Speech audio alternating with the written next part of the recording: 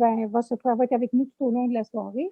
Elle va se présenter elle-même. Alors, merci Martin. Ce qui nous amène à notre quatrième présentation.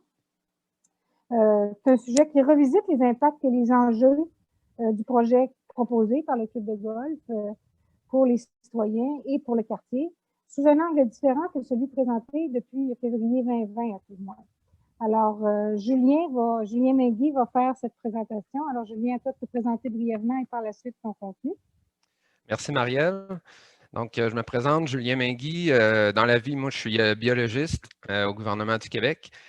Donc, je ne suis pas architecte, je ne suis pas ingénieur, mais le doctorat que j'ai fait à la Faculté des sciences et génie m'a quand même donné un petit peu plus l'esprit critique, disons. Alors, je m'en suis servi dans la présentation que je m'apprête à vous partager. Donc, je vais partager mon écran dans quelques secondes, ça ne sera pas bien long.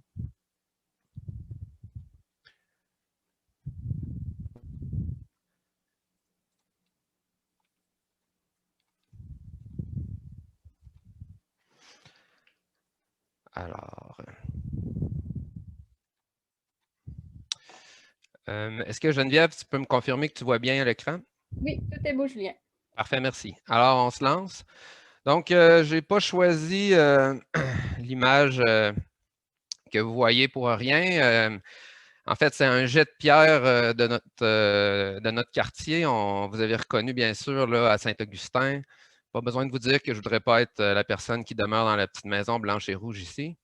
Alors, tout au long de ma présentation, je vais faire allusion à différents concepts à l'aide d'images ou de démonstrations pour vous montrer que ce n'est pas vrai de prétendre qu'un tel immeuble, ici qui a 12 étages, celui que vous voyez sur la diapositive d'entrée de jeu, que l'insertion d'un tel bâtiment, que moi je dis tout simplement qui est disparate, puisqu'ils ne se font pas, ils ne s'intègrent pas, comme le disait si bien l'architecte en début de présentation. Alors, allons voir maintenant quels sont ces impacts. L'architecte en a d'ailleurs déjà fait allusion à plusieurs de ces aspects, donc on va juste les reprendre un peu plus en profondeur ou pas, dépendamment de l'aspect considéré. Alors, on peut parler, entre autres, de l'intimité. Ça existe pour vrai, cette image-là, mais rassurez-vous, ça, c'est en banlieue de Paris. L'ensoleillement, un ensoleillement, pour ceux qui vivent sur la rue Escoffier, James Bowen et Pierre Dugal, je crois que c'est un aspect qui va vous toucher aussi un peu plus proche. Et également, on garde en tête qu'on parle d'un bâtiment présentement, mais d'autres bâtiments pourraient venir avec d'autres enjeux liés à l'ensoleillement. Il y a aussi l'aspect de la valeur mobilière qui, vous allez le découvrir, est intimement lié à l'ensoleillement, entre autres. Et tout ce qui touche l'aspect des lumières nocturnes, la circulation, tous des aspects qui ont été touchés un peu par Mme Taillon en guise de première présentation. Et les autres, le vent dont elle a parlé, dont je n'aborderai pas parce que c'est quand même assez difficile à évaluer, à mesurer l'impact. Et au final, ben, l'aspect du précédent auquel Alexandre a fait allusion tantôt, qui n'est pas sans conséquence. Dès qu'on dit oui, ça peut se suivre par une autre série de oui, qu'on le veuille ou non. Alors, rapidement, l'intimité, pas besoin de m'étendre très longtemps. Vous avez compris l'idée. Il y a des paires de yeux qui peuvent regarder chez vous et peut-être même des fois dans votre maison. Surtout quand on regarde, merci à Google, à quoi ressemblait le décor auparavant. Donc, c'est quand même assez frappant la différence. Puis, il n'y a pas grand monde qui cherche à avoir quelque chose comme ça quand tu étais comme ça. L'autre aspect, c'est l'ensoleillement. Donc là, on se ramène au 18 février. C'est la présentation de la première mouture. Et là, ça, c'est ce qui a été présenté par le promoteur Groupe Tanguay et ça se déroulait au clubhouse du club de golf. Et ce qui semble monnaie courante quand on parle d'enjeux d'ombre, d'ensoleillement dans des études architecturales, c'est qu'il présente l'ombre aux équinoxes. C'est quoi l'équinoxe? C'est les 2 moments de l'année auxquels la durée du jour est égale à celle de la nuit. Donc, ça se passe au printemps et à l'automne. Alors, je ne sais pas pour vous, mais je faisais allusion à mon sens critique tantôt. C'est un peu curieux que ça arrête tout d'un coup à 16 heures, l'ombre. Alors moi, la présentation du 18 février, ça m'avait un peu pas mal choqué parce que vous reconnaissez à droite, c'est la rue Escoffier et vous avez vite compris que j'habite Escoffier. Alors, si on regarde rapidement les heures de coucher réelles du soleil, c'est 18h58 au printemps et 18h41 à l'automne pour les équinoxes, ce qui nous donne une heure moyenne environ de 18h50. Donc là, vous remarquez qu'il reste pratiquement encore un bon 2 à 3 heures avant que le soleil se couche pour vrai, selon ce que le promoteur et l'architecte associé ont bien voulu nous montrer. Mais je vous invite à remarquer que quand on est rendu à une journée qui est jour et nuit égale, ça ressemble un peu à un miroir, l'ombre. Alors, vous voyez que 10 et 16 se ressemblent aussi. 8, bon, on peut essayer de l'estimer. Donc, vous voyez, c'est pointillé à 18 heures avec un point d'interrogation. J'en ai pas la certitude, mais ça devrait ressembler étrangement à ça. Mais pourquoi ils ne l'ont-ils pas montré, cela, le 18 février? Je pose la question, je n'ai pas de réponse. Mais je vous signale que le soleil n'est pas encore couché. Il se passe quoi à 18h50? Donc, ça, c'est ça sur quoi on a été laissé en février, c'est-à-dire, non, non, non, il n'y en a pas de problème d'ombre, regardez. Fait là, maintenant, on va se transporter sur la prochaine diapositive à la rencontre du 18, pas du 18, mais du 4 novembre 2020. Donc, on le voit, 4 novembre, ils font allusion à la première mouture pour dire, ben finalement, il y en avait de l'ombre sur le quartier. On voit Escoffier disparaître dans l'ombre pratiquement au complet. Et pourtant, ces craintes qui avaient été exprimées, ils viennent d'être confirmées par le promoteur et l'architecte eux-mêmes qu'elles étaient fondées. Ce n'était pas des vues de l'esprit, là. Il allait vraiment avoir de l'ombre. Puis encore là, je ne sais pas si vous êtes d'accord avec moi, mais l'ombre, je trouve qu'elle coupe carré. La réalité, c'est où elle arrête. Fait que ça nous a été présenté parce qu'on était rendu à une deuxième mouture. Donc, la première qui, un peu avec un genre de mea culpa, si on veut, dans ce cas-là, nous disait « Ouais, c'est vrai qu'il y en avait de l'ombre, mais on s'est amélioré, donc on a fait une deuxième mouture qui a été présentée aussi le 4 novembre. » Alors ici, vous avez l'illustration de l'ombre, l'enjeu de l'ensoleillement. Vous voyez que c'est indiqué, j'allais dire noir sur blanc, mais plutôt blanc sur vert dans la pastille, aucune ombre portée. Mais si on regarde comme il faut, on peut se poser la question vraiment, parce que regardez l'ombre de 17 heures qui vient toucher à 3 bâtiments, dont 2 sont des jumelés, donc 5 résidences, pour lesquelles il y a des terrains associés. On parle de propriété. Ce n'est pas obligé d'être de l'ombre direct sur une maison pour être de l'ombre portée. C'est quand elle touche à une propriété. Donc, comment affirmer une telle chose? D'ailleurs, à 8 reprises au cours de la vidéo, si vous ne me croyez pas, vous irez l'écouter. Elle est disponible sur le site du Club de golf de Cap-Rouge, où on nous dit à maintes reprises qu'il n'y a aucune ombre portée, aucune affectation de l'ombre sur les bâtiments environnants. Alors moi, j'ai un petit peu de misère à la lumière de ce que je vous ai présenté pour la première mouture, où on a sciemment omis de nous présenter une vision complète. Ça a été plutôt une demi-vérité. Là, celle-ci était une nette amélioration, mais est encore, si je peux me permettre, perfectible. En tout cas, rien pour susciter la confiance. Je comprends que l'enjeu de l'ensoleillement, j'accorde beaucoup d'importance. Étant un résident, une des petites maisons jaunes, c'est la mienne. Mais là où je veux en venir, c'est que l'enjeu de l'ensoleillement pourrait un jour ne pas être uniquement à ce secteur-là si d'autres bâtiments, suite à ce précédent créé, pourraient se construire, dont entre autres au champ de pratique dont mon collègue juste avant faisait allusion, parce que ça reste un point d'interrogation. Le champ de pratique est encore, à ma connaissance, exclu de la servitude associée au projet. Donc, qu'en est-il vraiment de l'ombre? Vous avez compris encore une fois, ce n'est que des simulations que j'ai faites parce qu'à défaut d'avoir l'heure juste par le promoteur, ce à quoi je m'attendrais comme citoyen, je suis obligé d'essayer de le deviner, mais je peux aussi être rassuré en sachant que la Ville de Québec dispose des logiciels qui permettent de simuler l'ombre portée. Et si jamais le CGCR et son architecte et le promoteur ne faisaient pas bien leur devoir, la Ville sera en mesure de se prononcer s'il y avait une disparité entre ce qu'un dit et l'autre. Valeur mobilière. Ça, c'est un article quand même récent qui date de 2018 et dont le titre est assez évocateur. C'est « Valuing Sunshine », qu'on pourrait littéralement traduire comme « accorder de la valeur à l'ensoleillement ». Donc, ça, c'est quand même une revue scientifique avec un comité de révision par les pairs.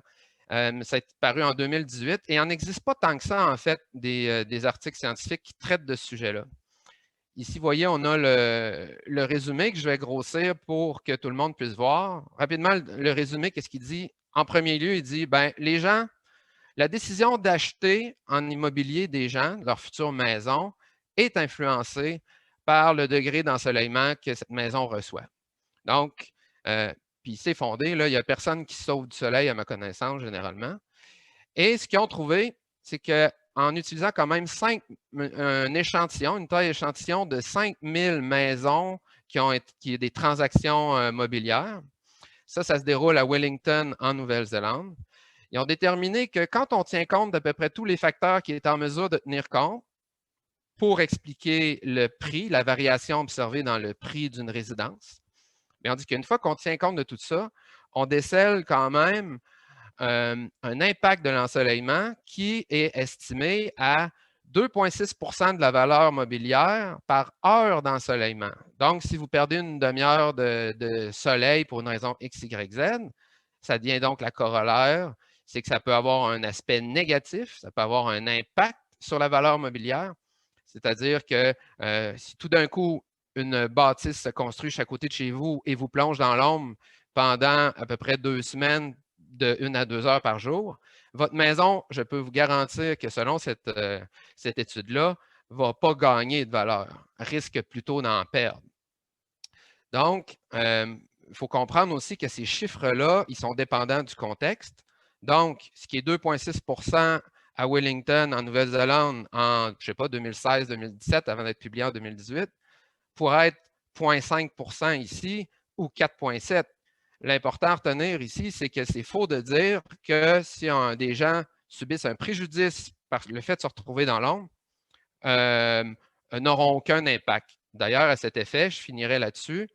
C'est qu'est-il advenu de l'avis produit par un expert qui aurait été mandaté par le CGCR et le promoteur à l'effet qu'un bâtiment en hauteur n'affectait en aucun cas la valeur mobilière des maisons situées à proximité dans notre quartier, parce que M. André Jolicoeur, lors de la soirée du 4 novembre, a clairement énoncé qu'il allait mettre à la disposition des gens l'avis de cet expert qui pourrait être rassurant. Là. Moi, je suis le premier à être heureux d'accueillir cet avis-là pour en tenir compte, mais semble-t-il, n'a jamais été produit ou rendu disponible. Maintenant, les lumières nocturnes. Ici, en prenant une marche le soir, j'ai pris une photo avec mon appareil de cellulaire, d'où la piètre qualité, mais ça vous donne quand même un bon aperçu de ce qui émane comme lumière, fait que rien d'extravagant. Maintenant, si on essaie de se dire, ouais, mais ça pourrait ressembler à quoi une bâtisse de 12 à 14 étages, j'ai trouvé une image. Et encore là, ce n'est pas le 25 décembre parce que je pense que ce serait plus. Mais si on y va plus sérieusement et qu'on retourne à la maison présentée d'entrée de jeu dans la ville voisine, la municipalité voisine de Saint-Augustin, je ne suis pas sûr qu'il y a besoin de ces clés pour rentrer le soir par la porte arrière de la maison, d'avoir une lampe de poche parce qu'il y a amplement de lumière qui parvient des bâtisses de 12 étages qui sont juste à côté. On n'est pas loin de la situation qui se produirait. Elle n'est pas tout à fait identique. La distance séparant les résidences de la bâtisse, il faut quand même mentionner que le club de golf a quand même fait dans sa deuxième mouture des efforts pour positionner leur bâtiment le plus loin possible de toutes les résidences, incluant celles aussi qui se trouvent à l'ouest. Mais compte tenu de la démesure du projet, ça devient difficile de ne pas être proche de quelqu'un à un moment donné. Circulation, on va passer vite parce que, d'un, on n'a pas eu accès, à ma connaissance, aux données qui ont été présentées par la Ville de Québec au sujet de la circulation. Mais ici, l'algorithme de Google Maps qui nous dit comment se rendre en partant du club de golf par le meilleur trajet en bleu ou des alternatives en gris. La réalité, c'est que chaque personne qui prend son auto décide d'elle-même si elle fait un chemin ou un autre, puis les décisions ne sont pas toujours optimales. Si on prend mon cas, par exemple, où je demeure, ben voici mon trajet pour me rendre à l'autoroute quand je vais aller vers l'est ou à mon lieu de travail. Et donc, c'est difficile de quantifier l'impact. Je pense que les travaux qui ont été présentés par la Ville de Québec sont quand même une bonne approximation de ce que ça pourrait être. Cependant, une chose qu'on sait, c'est que si on revient je crois que c'est les bâtiments de la terrasse là, à Saint-Augustin, ceux à laquelle on fait allusion souvent, qui sont situés où il y a le X noir, bien, quand ces bâtisses-là ont poussé dans le décor, on a vu un impact. Plusieurs personnes qui nous ont fait allusion au fait que des endroits qui sont devenus très fréquentés. Parce que les gens qui sont là se sont rajoutés. Chaque personne ajoute un trajet qui lui est propre. Mais quand on fait le cumul de toutes ces possibilités de trajet, on s'en ressent. Donc, en gros, si on a résumé, la ville, qu'est-ce qu'elle dit? Le réseau routier peut supporter la circulation générée par l'ajout de 150 unités de condos. Donc, effectivement, ça ne va pas être saturé. C'est capable d'absorber un ajout. Le club de golf promoteur, eux, disent qu'il n'y aura aucune ombre portée à la circulation, ce dont on peut douter par contre. Et le comité citoyen, lui, de son côté, dit qu'il y aura un impact sur la circulation, mais selon ce qui a été présenté par la ville, on estime qu'il devrait être faible, mais pas nul. Donc, c'est un ajout. Mais en même temps, si, par exemple, les 150 unités de condos en une grosse bâtisse se transformaient en plusieurs résidences de 1 à 2 étages, en bout de ligne, on se retrouverait avec la même situation sensiblement. Donc, je pense que les gens sont un peu plus prêts à accepter la réalité qu'il y a une croissance démographique, bien qu'elle soit faible, et qu'il faut accommoder cette croissance-là. Allons quand même voir au niveau des terrasses de Saint-Augustin, parce que ceux qui sont observateurs vont avoir remarqué qu'il y a aussi poussé un arrêt, une pancarte d'arrêt. Ce n'est pas pour rien. Quand on dit que ça a des impacts sur la circulation, ça, c'en est un. On pourrait voir ça d'un bon œil parce que ça ajoute un élément de sécurité, c'est vrai. Mais la ville, dans ce cas-là, n'a pas fait ça de gaieté de cœur. C'est plus parce qu'il y avait un réel besoin suite à une augmentation et donc une circulation plus volumineuse. On a aussi remarqué des diminutions de vitesse de circulation et aussi de patrouille, pas de patrouille, mais de surveillance policière dans ces zones-là qu'on ne voyait pas avant. Bien, tout ça sont aussi des signaux que les bâtisses de 12 étages, dans ce cas-là, il y en a plus d'une, contrairement au projet du club de golf, mais le message est quand même le même, c'est que ces ajouts-là ne sont pas sans conséquences. Alors, si on résume, on peut regarder les différents impacts, l'ensoleillement, l'intimité, les vents qui sont durs de se faire une idée, mais qui vont être aussi à tenir en ligne de compte.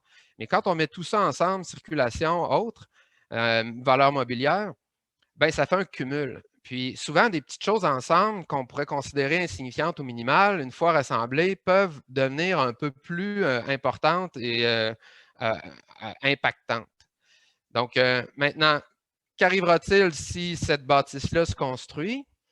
C'est dur à prévoir. On ose espérer que la troisième mouture sera plus respectueuse. Peut-être que vous avez déjà compris là, avec les échanges de ce soir, il y a une troisième mouture en cours de préparation qui devrait d'ailleurs être présentée à la population comme la version du 4 novembre, mais en version révisée sous peu. Mais c'est que si c'est accepté au niveau de la ville et qu'au niveau de si on a allé en processus référendaire et que ça devait passer, bien là, à ce moment-là, c'est comme les collègues faisaient allusion, le fait de créer un précédent. Alors, qu'arrive-t-il ensuite? Vous voyez que je prends quand même la peine de mettre un point d'interrogation, mais est-ce que le champ de pratique devient, par exemple, si un 17 étages est accepté, y aura-t-il un 6 ou 8 étages vis-à-vis des clercs? Qu'arrive-t-il avec les Sœurs du Bon Pasteur? Le terrain vacant à Saint-Augustin, qui est juste à côté des jardins du Haut-Saint-Laurent, le CHSLD. Fait qu'il faut aussi se poser la question, est-ce que comme collectivité, est-ce que, pas juste le quartier, mais comme résident de la ville de Québec, dans notre cas, est-ce qu'on trouve normal que si une occasion se crée, ben, qu'elle puisse être prise par un promoteur afin de créer une entrée d'argent ponctuelle, mais en laissant une trace qui est là pour toujours. Donc, sur le plan de l'urbanisme, ça, il faut s'en remettre à nos représentants de la Ville de Québec là-dessus, de faire leur devoir, puis de bien tenir compte de tous les enjeux dont, entre autres, l'architecte nous a présenté en début de présentation. Alors, je vais vous laisser, ça ne sera pas long, j'achève. Ici, je veux juste vous parler très brièvement du projet de développement Chaudière dont plusieurs d'entre vous avaient entendu parler. Pour vous situer, je vous mets les gros magasins, là, Renault Dépôt, Ikea. Donc, ça ici, je vous dirais, c'est un bel exemple de densification logique. Pourquoi? On est collé sur l'autoroute Félix-Leclerc, collé sur l'autoroute du Plessis qui donne un accès au pont Pierre-Laporte puis au pont de Québec. Il y a déjà une configuration qui permet d'accommoder justement l'insertion de bâtiments destinés à faire de la densification urbaine. Et en plus, il y aura peut-être éventuellement un tramway qui va pouvoir desservir. Donc, pas mal plus d'options que, disons, la simple rue Saint-Félix qui, oui, peut absorber, mais peut aussi se faire déborder éventuellement. Donc, et là, ceci étant dit, on se rappelle que ce développement-là, qui est quand même sur une bonne aire d'aller, c'est dans notre arrondissement, c'est à Cap-Rouge aussi. Fait qu'on va comparer ce qui se dit par rapport à ça. Là, juste avant de passer à la dernière diapo, on parle aussi de 4210 résidences qui sont planifiées au sein de ce secteur, ce pôle de développement. Quand le club de golf et le promoteur, par la voix de leur architecte, nous font dire qu'il est incongru que des résidents du secteur aient à s'exiler, il va peut-être falloir qu'ils révisent leur argument parce qu'il y en a des condos disponibles et il doit sûrement rester dans d'autres condos qu'on connaît, dont certains sont des condos de luxe. Donc, je vais finir sur cette diapositive-là. On va quand même prendre le temps de lire ce qui est marqué là parce que c'est quand même assez important pour la suite des choses. Je vais essayer de ne pas être trop long. Donc, le projet propose une densification qui respecte le bien-être de tout le monde, précise le maire, M. Régis Labaume. Par exemple, le nombre d'étages sera limité près des quartiers résidentiels existants. Là, ce n'est pas moi qui vous dis ça, c'est le maire actuel de la Ville de Québec. La hauteur maximale n'est cependant pas encore définie. On laisse place à la discussion, ajoute-t-il. Maintenant, notre élu pour l'arrondissement, je crois qu'on dit à Laurentien, Mme Marie-Josée Savard, qui aussi, soit dit en passant, est la vice-présidente du comité exécutif de la Ville de Québec, mais surtout la responsable de l'aménagement du territoire et de l'urbanisme. Alors, qu'est-ce qu'elle dit? Avec les consultations que l'on a faites, les citoyens ont soulevé, avec raison, j'ai le goût de rementionner ici à nouveau, avec raison, la possibilité d'avoir une gradation au niveau de la hauteur des immeubles qui seront construits. Ce qui est tout à fait logique dans un esprit d'urbanisme avisé. Maintenant, c'est quoi le projet Chaudière si on a à l'illustrer? Vous reconnaissez la petite maison jaune? Ça a 2 étages. Donc ici, un 4 étages, un 6, un 8. Donc, selon de ce qu'on en comprend, même si ce n'est pas arrêté définitivement, on parle de 7 à 8 étages et le principe de gradation. Donc, les résidents ne se sentent pas tout d'un coup entourés de bâtisses en hauteur. Si on regarde maintenant ce qui se passe du côté du projet Golf de Cap-Rouge, ben, la gradation, elle est absente. En fait, s'il y en a une, on peut dire qu'elle est uniquement verticale. Et on versait pour la deuxième mouture dans le 12-14. Espérons qu'ils sauront corriger le tir pour baisser un peu tout ça. Mais moi, le message que je veux passer aussi avec ma présentation aujourd'hui, c'est à la Ville, à notre élu, elle est où la cohérence dans tout ça? Parce qu'on parle de projets qui se déroulent dans les mêmes temps, dans le même arrondissement, et qui devraient pourtant répondre aux mêmes façons de faire dans un souci de respecter, comme le dit notre maire, le bien-être de tout le monde. Donc, je vais m'arrêter là-dessus. Puis, s'il y a des questions, ben, je vous invite à les faire par l'entremise du chat ou par courriel pour qu'on puisse y répondre plus tard. Merci.